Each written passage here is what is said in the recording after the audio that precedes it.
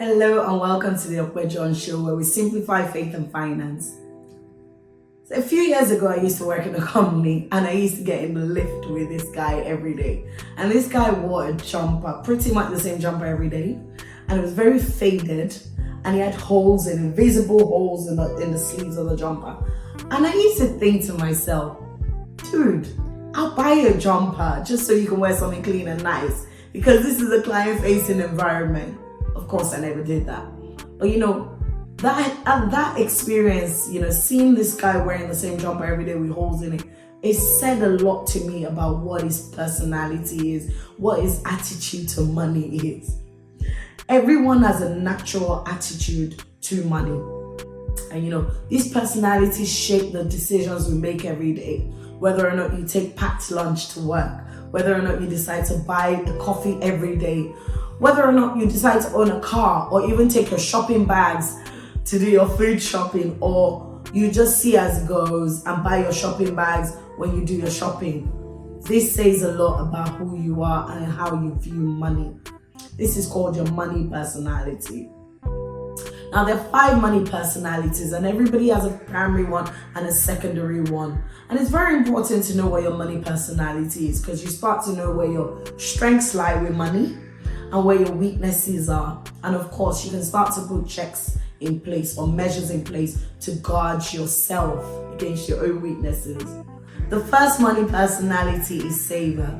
A saver tends to be very good at sticking to budget. They tend not to spend carelessly. And of course, when you think about a saver, think about someone, the people who tend to do DIY around the house, not necessarily because they enjoy it or because it's a real passion of theirs, but the thought of giving that money away to someone, they would rather just do it themselves or even just fix their cars themselves, because they think, what? How can I give £200 to someone to help change the oil in my car? The thoughts of it really, really makes them uncomfortable and it makes them very nervous. A lot of times there's a misconception that savers are very good with money. Of course, they're very good at not spending carelessly. But actually, the downside to being a saver as well is you tend to miss out on life, because everything comes back to money, money, money, money. How much does it cost? So they tend to miss out on enjoying life. And of course, we all have to enjoy this life that we live. We only get one life to live.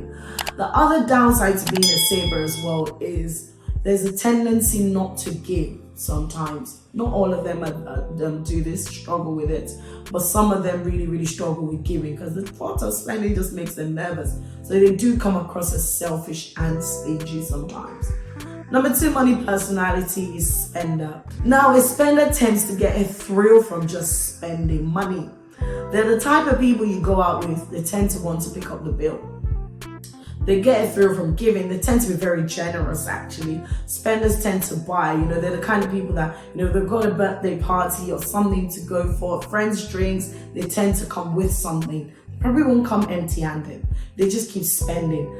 Now, the downside to being a spender is, whilst there is the side of generosity, a spender finds it difficult a lot of times to stick to a budget, because sometimes they can't even help themselves. They just can't stop spending. Spenders, of course, never miss out on life, but of course, at the same time as well, there's a tendency for them to get into debt. They spend now and worry about the consequences later. And of course, as you and I know, you can keep digging yourself into a bigger and bigger and bigger hole. The third money personality is the security seeker. The security seeker tends to think about the future. They're very future focused and they're very protective of their families if they have one. They think about what happens to my family, in the future. I'm going to plan ahead for them, so they tend to be very guarded and very careful with money, which is a very good thing. They're very structured, tend to be very organized, of course.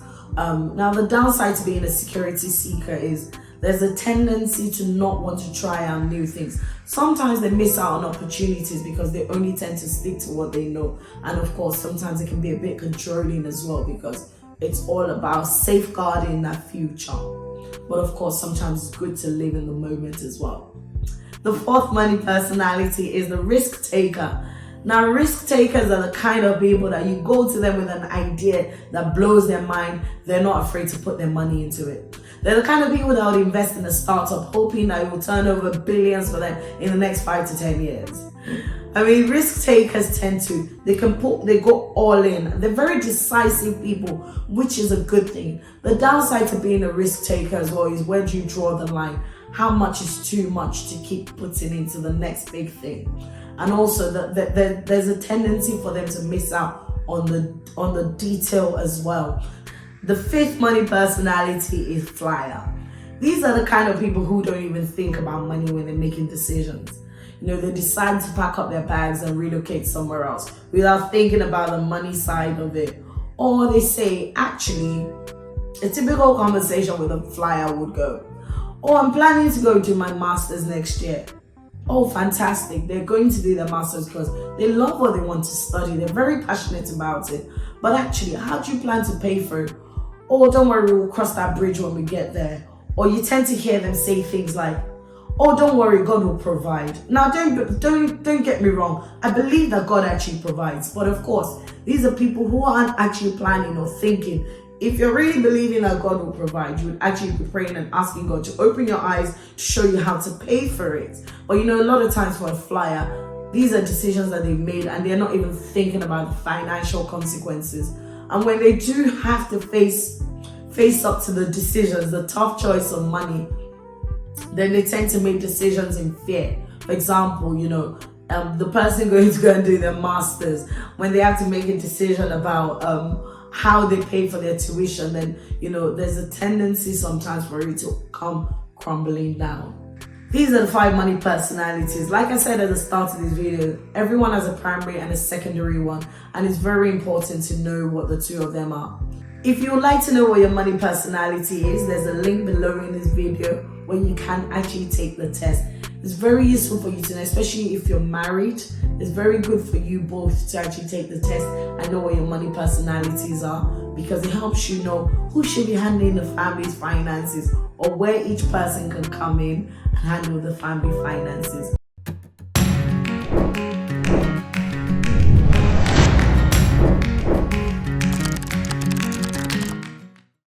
If you haven't subscribed to this YouTube channel, please subscribe so you're one of the first people to know when the next video drops.